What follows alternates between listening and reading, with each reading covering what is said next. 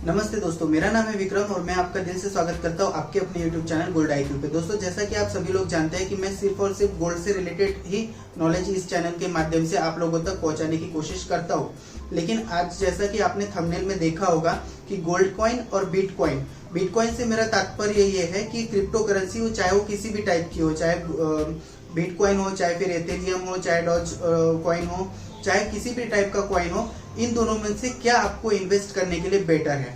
तो दोस्तों, सबसे पहले मैं आप लोगों को ये बता दूं कि इस टॉपिक पे वीडियो बनाने का मेरा विचार क्यों आया।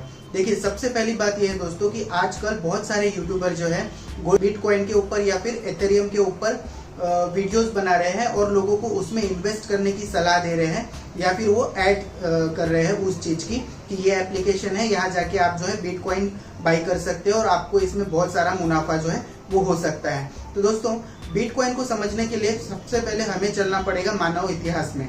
देखिए, जब सबसे पहले लेन देन की शुरुआत हुई तो उस समय पे लेन देन ऐसा होता था कि एक बार्टर सिस्टम चलता था। बार्टर सिस्टम यानी कि हम कोई चीज अगर हमें चाहिए होती थी तो उसके बदले में कोई दूसरी चीज देते थे। जैसे मान के चलिए आपके पास चावल है और मेरे पास गेहूं है, तो मैं आपको गेहूं देता था, उसके बदले में आप मुझे चावल देते थे। ऐसे ही बहुत सारी चीजें जो है बार्टर सिस्टम से चलती थी। लेकिन इस सिस्टम में क्या होता था कि कोई भी माप तौल या फिर कोई भी ढंग का सौदा जो है वो नहीं हो पाता था। कभी मैं गेहूं आपको ज्यादा दे देता था, आप मेरे को चावल कम देते थे, या फिर कभी मैं आपको कम दे देता था, आप ज्यादा मुझे दे देते थे। तो इस सिस्टम में जो था कोई भी मतलब पारदर्शिता नहीं थी। इसके बाद दोस्तों, इसके बाद जो है धीरे धीरे मानव इतिहास आगे बढ़ा। उसके बाद में मानव ने गोल्ड की और कॉपर की और सिल्वर की ऐसे धातुओं की खोज की। तो इसके बाद ये होने लगा कि बार्टर सिस्टम धीरे धीरे खत्म हो गया और बार्टर सिस्टम की जगह एक नया सिस्टम आ गया, जो है लोग गोल्ड किसी भी चीज के बदले में दिया करते थे। जैसे मान के चलिए आपके पास कुछ चावल है और मुझे वो आपसे लेने हैं, तो उसके बदले में मैं आपको गोल्ड, कॉपर या फिर सिल्वर दे दूंगा। लेकिन इस सिस्टम में भी बहुत सारी मुश्किलें थी। लोग एक जगह से दूसरी जगह जो है अपनी चीजें, गोल्ड या सिल्वर, ये महंगा होता था इसलिए नहीं ले जा सकते थे, और बहुत सारी रॉबरीज का भी डर होता था। और अगर मान के चलिए आपको कहीं पे कोई चीज लेनी है या फिर देनी है तो आपको गोल्ड बैठ के वो काटो, वो एक अलग सिस्टम हुआ करता था। इस वजह से धीरे धीरे जो है इंसान ने ज्वेलरी पहनना भी गोल्ड की या फिर मूल्यवान धातुओं की ज्वेलरी पहनना चालू किया।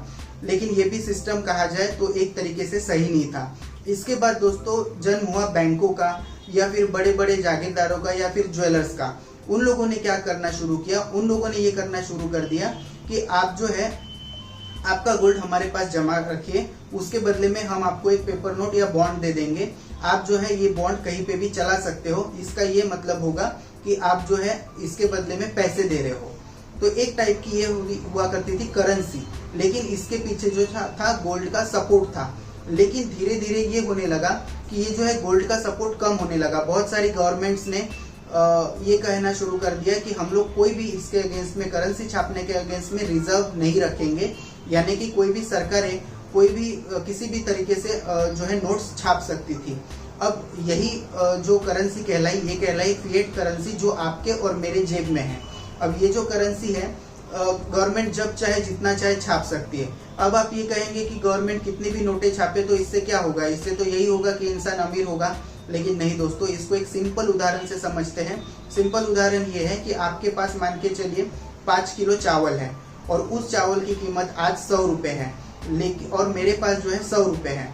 तो अगर गवर्नमेंट ये करेगी कि 120 रुपए छाप देगी तो जाहिर सी बात है मेरे पास कहीं ना कहीं से 120 रुपए आ जाएंगे। 120 रुपए जो मैं 5 किलो चावल खरीदना चाहता हूँ तो उसकी जो प्राइस है वो भी बढ़ जाएगी, क्योंकि मार्केट में करेंसी ज्यादा है और चीजें जो है लिमिटेड ही है। तो उस 5 किलो चावल की जो कीमत है वो 120 रुपये हो जाएगी। तो इस वजह से जो है ये फिएट करेंसी जो है कारगर उस हिसाब से देखा जाए तो नहीं है। तो दोस्तों, इन्वेस्टमेंट के लिए गोल्ड जो है शुरू से एक अच्छा माध्यम रहा है। जैसा कि आप सभी लोग जानते हैं, हमारे कई पुश्ते जो है गोल्ड खरीदते आई है। उसका एक ही रीजन है, गोल्ड जो है असली पैसा है। चाहे कुछ भी हो जाए, गवर्नमेंट कितना भी पैसा छाप ले, चाहे कुछ भी हो जाए, कितनी भी इकोनॉमी नीचे चली जाए, लेकिन गोल्ड की प्राइसेस आपको ज्यादा ऊपर ही दिखेगी। उसका एक रीजन है कि गोल्ड एक्चुअल मनी है और ये जो हमारे पास मनी है वो फिएट मनी है, जिसकी जो है वैल्यू कभी भी खत्म हो सकती है। जैसा कि हमने पिछली नोटबंदी में देखा कि मैं किसी भी पॉलिटिकल वे में नहीं जा रहा हूँ, लेकिन जैसा कि आप लोगों ने देखा कि उसमें जो है नोटबंदी में जो नोट थी उसको टोटली बंद कर दिया गया, मतलब कल से वो नोट नहीं चलने वाली। तो ऐसा होते रहता है या फिर हो भी सकता है। तो दोस्तों अब हम लोग समझ गए कि गोल्ड जो है असली पैसा है। अब बढ़ते हैं बिटकॉइन की तरफ या फिर किसी भी क्रिप्टो करेंसी की तरफ। तो दोस्तों बिटकॉइन जैसा कि आप सभी लोग जानते हैं बहुत नई चीज है, और बिटकॉइन की जो माइनिंग होती है वो ऐसे होती है कि दुनिया में एक लिमिटेड जो है बिटकॉइन रखे जाएंगे। ऐसा जिन्होंने इस बिटकॉइन का इजाद किया, जिनका नाम था सातोशी नागासाकी, वो अभी कहाँ है, क्या करते हैं, किसी को कुछ उनकी खबर नहीं है। उन्होंने बस इसका इजाद कर दिया है कि ये बिटकॉइन है, ये करेंसी है।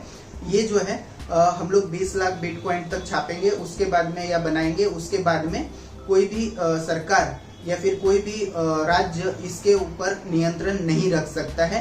ये अपने नियंत्रण से किसी भी सरकार के या फिर किसी भी व्यक्ति के नियंत्रण से बाहर होगी। तो ये वर्क कैसे करती है? ये वर्क ऐसे करती है कि एक जो बिटकॉइन है वो लिमिटेड बिटकॉइन है, माइनिंग उसके लिए करनी पड़ती है। माइनिंग कैसे होती है? बहुत बड़े बड़े सर्वर्स होते हैं। अब जैसे मान के चलिए मेरे पास में 5 रुपए है बिटकॉइन के रूप में, तो मैं वो 5 रुपए आपको ट्रांसफर कर रहा हूँ।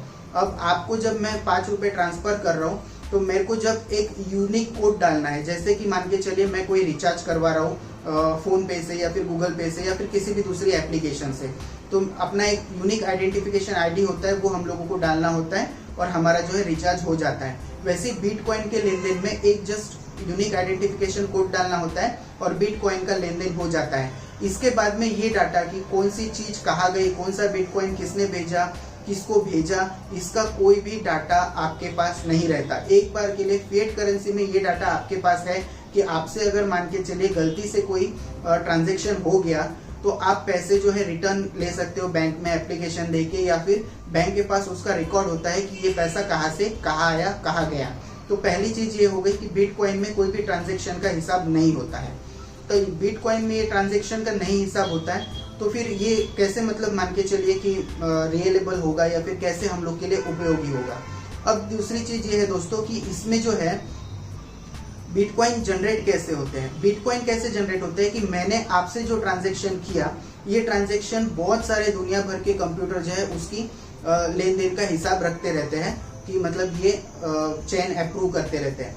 तो जब ये चेन अप्रूव करेंगे तो उनको उसका कुछ परसेंटेज मिलता है, वो उसको कहते हैं बिटकॉइन की माइनिंग। ये मैं आपको बहुत टेक्निकल भाषा में नहीं समझा रहा हूँ, आपको समझ में आए इतनी इजी भाषा में ही समझाने की कोशिश कर रहा हूँ।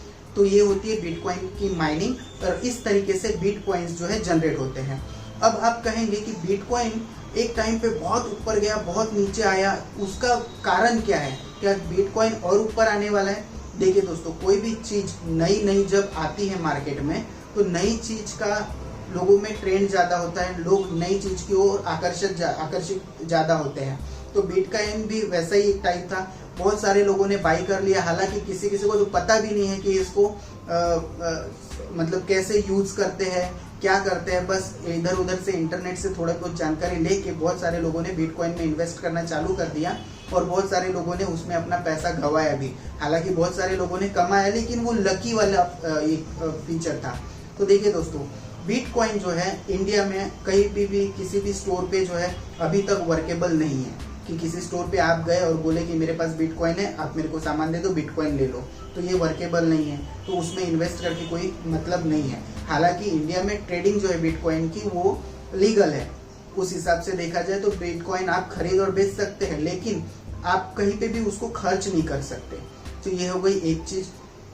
दूसरी चीज ये है दोस्तों कि बिटकॉइन फिजिकल नहीं है। जैसे फिएट मनी कम से कम अपने पास फिजिकल तो है, गोल्ड जो है अपने पास फिजिकल है, और गोल्ड जो है हमेशा वैल्यूएबल ही रहेगा। लेकिन बिटकॉइन जो है या फिर कोई भी क्रिप्टो करेंसी फिजिकल नहीं है, और जब तक किसी भी चीज का फिजिकली कोई प्रूफ ना हो तो उस चीज में इन्वेस्ट करने से जो है कोई मतलब नहीं है। और एक चीज दोस्तों आप लोगों को मैं ये बताना चाहूंगा कि फिजिकल नहीं है। जैसे आप जो नोट देखते हो, आप बोलेंगे कि ये भी तो कागज के टुकड़े हैं, लेकिन ये जो कागज के टुकड़े हैं इसके ऊपर गवर्नमेंट ने, आरबीआई का जैसा हमारे गवर्नर है, वो वहाँ पे लिखा हुआ होता है कि इस 20 रुपए को मैं अदा करने का वचन देता हूँ। आरबीआई के सिग्नेचर होते हैं मतलब गवर्नमेंट मानती है कि ये 20 रुपए है, लेकिन बिटकॉइन का हिसाब आज जो है, बहुत सारे टेक्निकल लोग हैं मेरे से एग्री नहीं करेंगे, लेकिन कुछ टाइम बाद में बिटकॉइन की कोई भी मतलब वैल्यू नहीं रहने वाली है, ऐसा मुझे लगता है। तो दोस्तों, कभी भी आप अगर किसी चीज में इन्वेस्ट करना चाहते हैं तो उस चीजों के बारे में आपको जानना जरूरी है। तो दोस्तों, आज का ये वीडियो था, ये समझाने के लिए बनाया हुआ था कि आपको समझ में आए कि आपको किस चीज में इन्वेस्ट करना चाहिए।